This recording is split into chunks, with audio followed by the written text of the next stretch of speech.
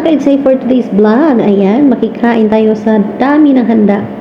Siyempre, saan pa ba? Kundi sa bahay nila ni Biancy. Kasi nga, gumraduate na po si Biancy ng senior high. At kaya naman pala, hindi niya lubos maisip na ganito ang kahihinatnan sa kanyang buhay sa ngayon.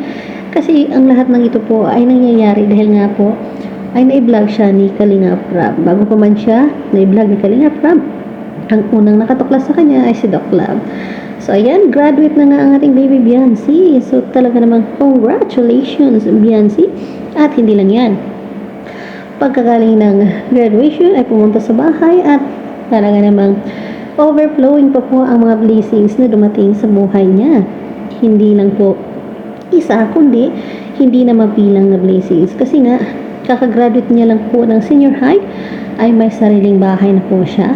At syempre, marami pa rin suporta nanggagaling po sa kanyang mga sponsors. At syempre, biruin mo, may nagpabigay, avid fan lang ng IDSI.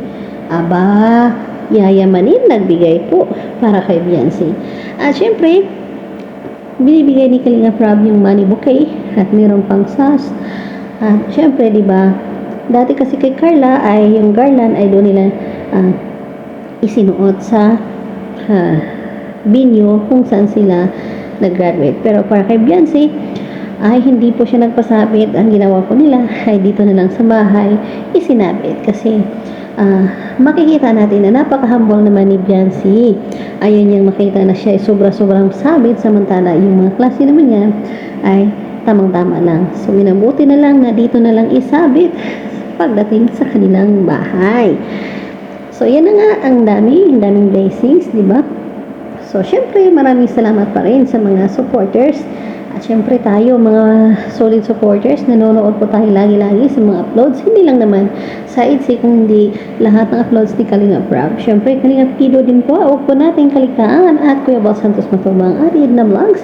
At sa lahat po ng mga charity vloggers. Thank you so much, and that's all for now. Thank you so much for watching. God bless us all.